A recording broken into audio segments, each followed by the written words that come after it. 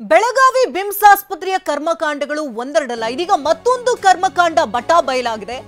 Nurse ವೇಷವನ್ನ ಧರಿಸಿ ರೋಗಿಗಳ ಜೀವದ ಜೊತೆಯೇ ಇಲ್ಲಿ ಚೆಲ್ಲಾಟವನ್ನ ಆಡಿದಾಳೆ ಕಿಲಾಡಿ.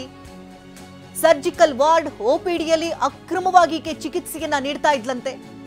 ಕಾರವಾರದ ಯುವತಿ ಸನಾ ಶೇಖ್ ವಿರುದ್ಧ ಈ ರೀತಿಯಾದಂತಹ ಗಂಭೀರವಾದಂತಹ ಆರೋಪ ಕೇಳಿ ಬರ್ತಾ ಇದೆ. ಚಿಕಿತ್ಸೆ ನೀಡುತ್ತಿದ್ದಾಗ ತಗ್ಲಾಕೊಂಡಿದ್ದಾಳೆ ಕಾರವಾರದ ಸನಾ ಶೇಖ್. ಕಳೆದ 3 ತಿಂಗಳಿನಿಂದಲೂ ಕೂಡ ಇಲ್ಲಿ ಅಕ್ರಮವಾಗಿ ಸನಾ ಶೇಖ್ ಚಿಕಿತ್ಸೆಯನ್ನ ರೋಗಿಗಳಿಗೆ ನೀಡುತ್ತಿದ್ಲು ಅನ್ನೋದ್ರ ಬಗ್ಗೆ ಮಾಹಿತಿ ಲಭ್ಯವಾಗ್ತಿದೆ. ಈ ಬಗ್ಗೆ ಹೆಚ್ಚಿನ ಡೀಟೇಲ್ಸ್ ಅನ್ನು ಕೊಡ್ತಾ ಇದ್ದಾರೆ ದೂರವಾಣಿ ಸಂಪರ್ಕದಲ್ಲಿ ನಮ್ಮ ಪ್ರತಿನಿಧಿ ಸನಾ ಶೇಖ್.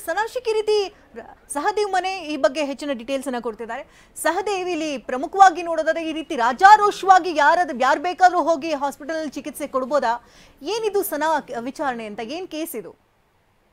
ಹೌದು ಶಕಂತಲ, ಇದೇನು ಬೆಳಗಾವಿ ಜಿಲ್ಲೆ ಬೆಳಗಾವಿಯ ಅದು ಬಹುದೊಡ್ಡ ಆಸ್ಪತ್ರೆ ಭೀಮ್ ಆಸ್ಪತ್ರೆಗೆ ಸಾಕಷ್ಟು ಜನ ರೋಗಿಗಳು ನಿತ್ಯ ಬರ್ತಾರೆ. ಮಹಾರಾಷ್ಟ್ರ ಸೇರಿದಂತೆ ಬೇರೆ ಬೇರೆ ಜಿಲ್ಲೆಗಳಿಂದಲೂ ಕೂಡ ಈ ಒಂದು ಆಸ್ಪತ್ರೆಗೆ ರೋಗಿಗಳು ಬರ್ತಾರೆ. ಆ ಒಂದು ಇಂಥದ್ದೊಂದು ಆಸ್ಪತ್ರೆಯಲ್ಲಿ ಸದ್ಯ ಈಗ ಸನಾ ಅನ್ನುವಂತಹ ಯುವತಿ ಬೇಕಾಬಿಟ್ಟಿಯಾಗಿ ಬಂದು ಚಿಕಿತ್ಸೆಯನ್ನ ಕೊಡ್ತಾ ಇರುವಂತಹ ಪ್ರಕರಣ ಬೆಳಕಿಗೆ ಬಂದಿರುವಂತದ್ದು. ಈಕೆ ಏನಿದ್ದಾಳೆ, ಕೆಲವೊಂದಿಷ್ಟು ಕಡೆ ನರ್ಸಿಂಗ್ ವಿದ್ಯಾರ್ಥಿ ಅಂತ ಹೇಳ್ಕೊಂಡಿದ್ರೆ, ಇನ್ನು ಕೆಲವೊಂದಿಷ್ಟು ಕಡೆ ಮೆಡಿಕಲ್ ವಿದ್ಯಾರ್ಥಿ ಅಂತ ಹೇಳಿ ಕಳೆದ 3 ತಿಂಗಳಿಂದ ಪ್ರಾಕ್ಟೀಸ್ ಮಾಡ್ತಾ ಇದ್ಲು ಅನ್ನುವಂಥದ್ದು ಸೆಕ್ಯೂರಿಟಿ ಗಾರ್ಡ್ ಅವರಿಂದ ಬೆಳಕಿಗೆ ಬಂದಿರುವಂತದ್ದು.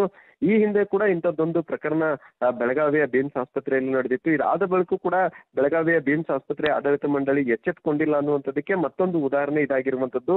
ಸದ್ಯ ಬರೀ ಎಮರ್ಜೆನ್ಸಿ ವಾರ್ಡ್ ಅಷ್ಟೇ ಅಲ್ಲ, ಬಹುತೇಕ ಎಲ್ಲಾ ವಾರ್ಡ್ಗಳಲ್ಲೂ ಹೋಗಿ, ಅದರಲ್ಲೂ ಮುಖ್ಯವಾಗಿ ಮಕ್ಕಳಿಗೂ ಕೂಡ ಈಕೆ ಚಿಕಿತ್ಸೆ ಕೊಡುವಂತಹ ಫೋಟೋಗಳು ಕೂಡ ಈಗ ಲಭ್ಯವಾಗಿರುವಂತದ್ದು. ಅಂದ್ರೆ ಬಹುತೇಕ ಇಡೀ ಆಸ್ಪತ್ರೆಯಲ್ಲೇ ಈಕೆ ಓಡಾಡಿಕೊಂಡು ಈ ರೀತಿ ಚಿಕಿತ್ಸೆಯನ್ನು ಕೊಡ್ತಾ ಇದ್ಲು ಅನ್ನುವಂಥದ್ದು ಒಂದ್ ಕಡೆ ಆದ್ರೆ, ಇನ್ನೊಂದು ಕಡೆ ಈ ಒಂದು ಬಿಮ್ಸ್ ಆಸ್ಪತ್ರೆಯ ಓರ್ವ ವೈದ್ಯರ ಕುಮ್ಮಕ್ಕಿನಿಂದ ಈಕೆ ಬಂದು ಕಳೆದ 3 ತಿಂಗಳಿಂದ ಈ ರೀತಿ ಚಿಕಿತ್ಸೆ ಕೊಡ್ತಾ ಇದ್ಲು ಅನ್ನುವಂತಹ ಮಾಹಿತಿ ಕೂಡ ಸದ್ಯ ಈಗ ಸಿಗ್ತಾ ಇರುವಂತದ್ದು. ಅಂದ್ರೆ ಯಾರಿಗೂ ಹೇಳದೆ ಕೇಳದೆ ತಮಗೆ ಬೇಕಾದಂತವ್ರನ್ನ ಕರೆದುಕೊಂಡು ಬಂದು ಚಿಕಿತ್ಸೆಯನ್ನ ಅಲ್ಲಿರುವಂತಹ ಹಿರಿಯ ವೈದ್ಯರು ಕೊಡಿಸ್ತಾ ಇದಾರೆ ಅನ್ನುವಂತ ಅನುಮಾನ ಕೂಡ ಈಗ ಬರ್ತಾ ಇರುವಂತದ್ದು. ಈ ಒಂದು ಘಟನೆ ಬಗ್ಗೆ ಈಗ ಬಿಮ್ಸ್ ನಿರ್ದೇಶಕರು ಕೂಡ ಕ್ರಮ ಕೈಗೊಳ್ತೇವೆ ಅನ್ನುವಂತ ಮಾತನ್ನು ಕೂಡ ಹೇಳಿರುವಂತದ್ದು.